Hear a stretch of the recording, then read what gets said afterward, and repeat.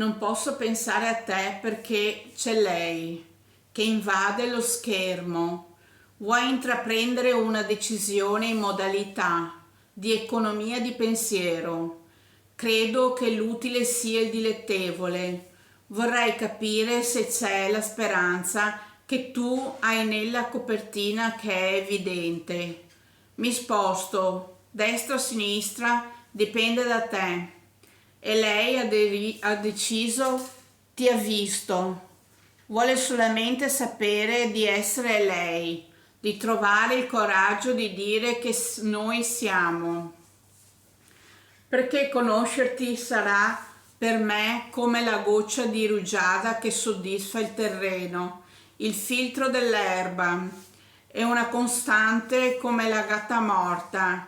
Chi è se non codesta si rifiuta di fare un slegamento? Quindi io mi prodigo. Chi ha capito capisca, amica chi, e sono amiche.